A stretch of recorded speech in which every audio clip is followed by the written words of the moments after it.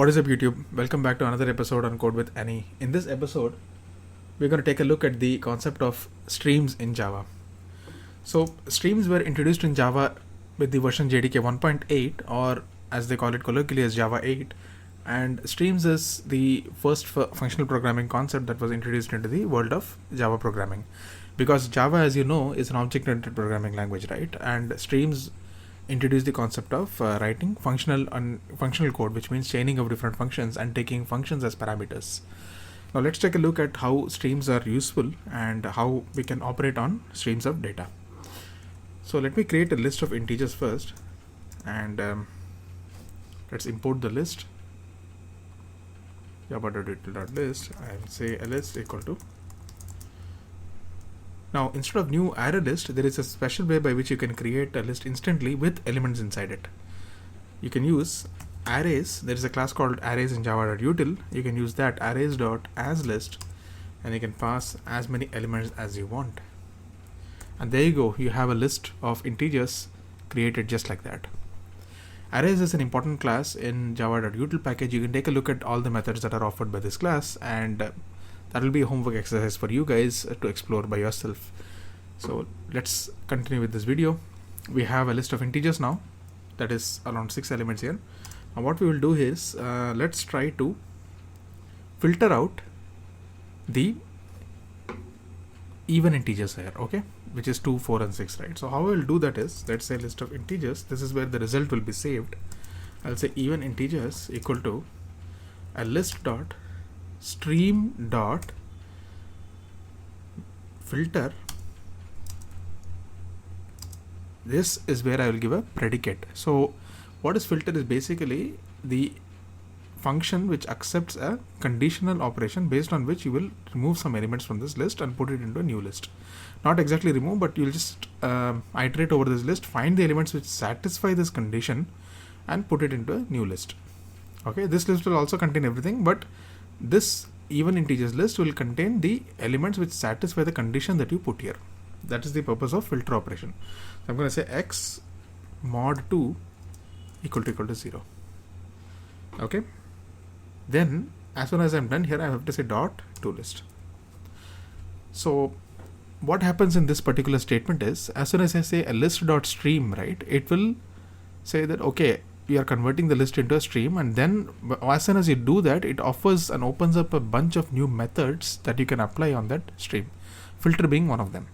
So when I say dot filter, here I can give a condition based on which I want to filter the elements of this list. So here I'm going to filter out all the even integers in this list, which is 2, 4 and 6, right? So that's why I put this condition x mod 2 equal to 0, which means the remainder when you divide by 2 is 0. That means it's a even integer. So the elements which will satisfy this is 2, 4 and 6, and the condition is closed here. Okay.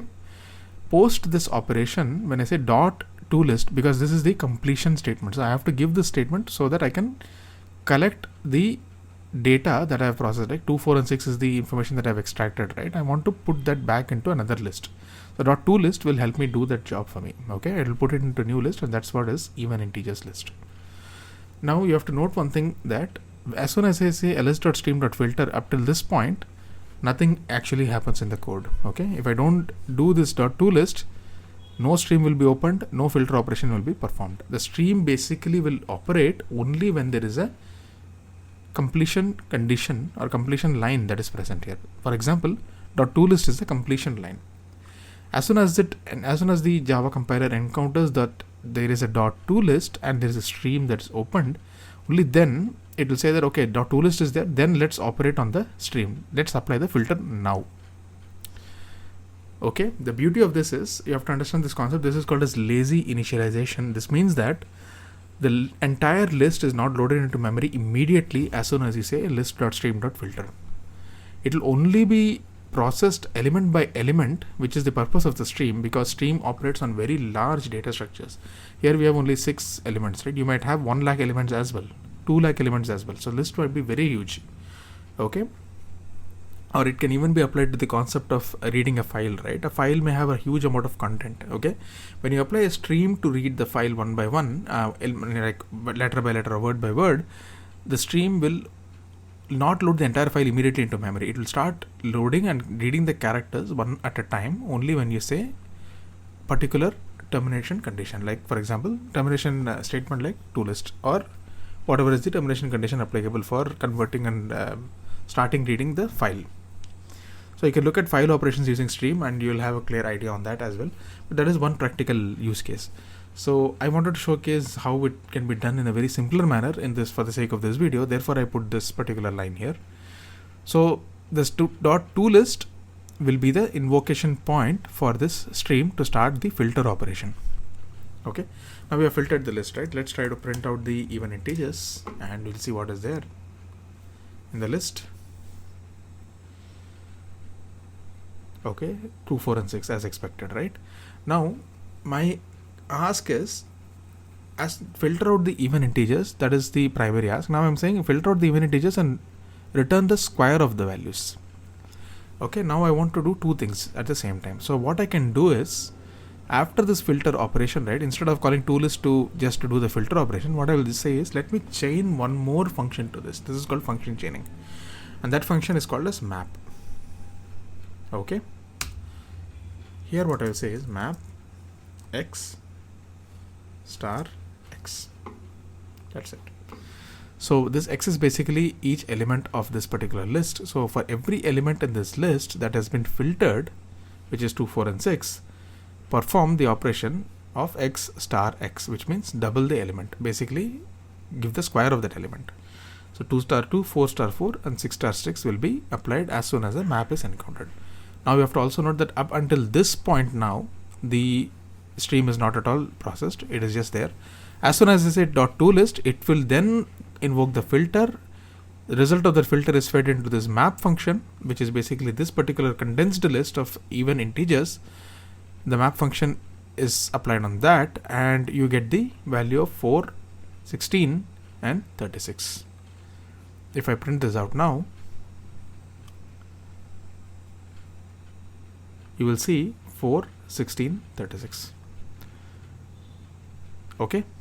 Now let's say I want to find the sum of the squares of even integers. Now this is the complete statement. Okay. Now what I've done here is I have filtered the even integers. I have found the square of them. Now I want to have one single integer which is the sum of the squares, which is nothing but 36 plus 4 plus 16. 36 plus 4 is 40. 50, 56. 56 is the answer that I'm expecting now. Now how I'll do that is, first and foremost, if I want to do it in a single statement like this, right, it's always beneficial to break this into multiple lines like this so that it is easier to read. A list.stream .filter, then .map, then you did .list. Okay. Now we want one single integer, right? So we will say that, and this is an important concept, optional of integer space sum is equal to, okay, then what we will say is dot, instead of toList I will say dot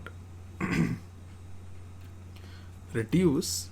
Okay, this is another operation, x comma y implies x plus y. I don't have to say dot toList, I will say dot, I don't even have to say anything. Okay, so we have the sum.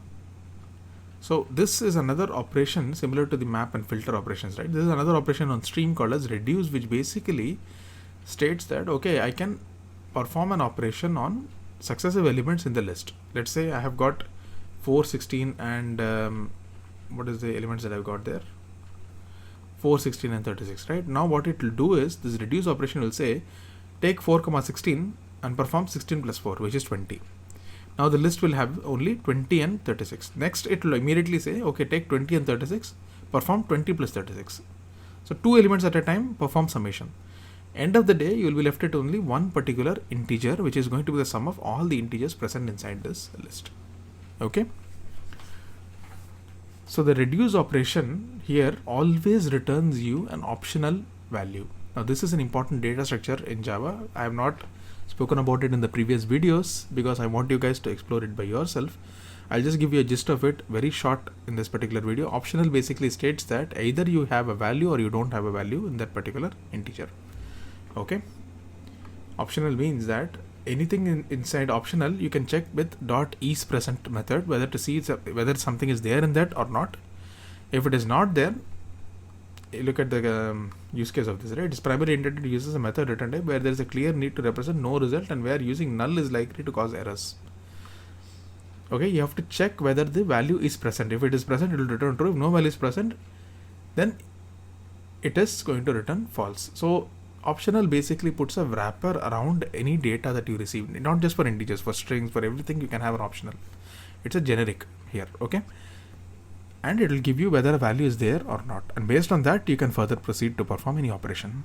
Now, this is an important concept to avoid null pointer exceptions in Java because you might encounter those quite frequently. Therefore, if you wrap the thing around an optional, it will allow you to have a precursor check whether the data is there or not before you try to access it. In this case, we know that there is going to be a sum because our integers are hard-coded here. So the values are anyway going to be there. So we can simply say integer, or we can simply say int sum equal to this thing dot get. Okay, now this is going to simplify it, integer : sum, which means that this is a simplified representation of this particular line. X comma y implies x plus y. You can rewrite this as, in integer class there is a method called sum. You can simply say from integer : invoke the sum operation on every element present in this list. So it will take 2 at a time, perform the sum operation. So this is simplified and represented like this in a more syntactic sugar kind of way in Java. Okay. .get operation is going to get the value without even checking is present because we know that these values are there. This list is not empty. There is no null in this, and this should be fine. So you get the sum here, and let's print out the sum.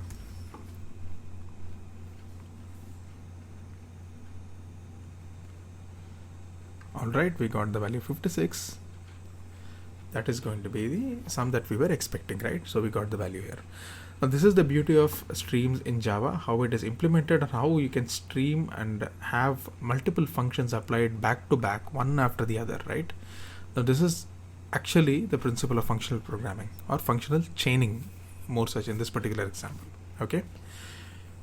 And with this, we conclude the Java Fundamental series. I hope you liked this entire playlist. If you did like it, do share it with your friends, hit the like button. If you like this particular video, share it with your friends. Subscribe to the channel to see more such awesome content. I'll be making a dedicated playlist on concurrency and multi-threading in Java. So that is going to be coming very soon. I'll take around 3 to 4 days to prepare some content for that. And I'll be back on this channel next week. All right. So you guys take care. Do read about arrays class and concept like optionals, and if you feel that something is left out or you need more clarifications on certain topics, feel free to hit the comment section, let me know on that, and I'll try to make a video on it quickly. Okay, cheers guys. I hope you enjoyed this playlist, and I'll see you all in the next one. Bye bye.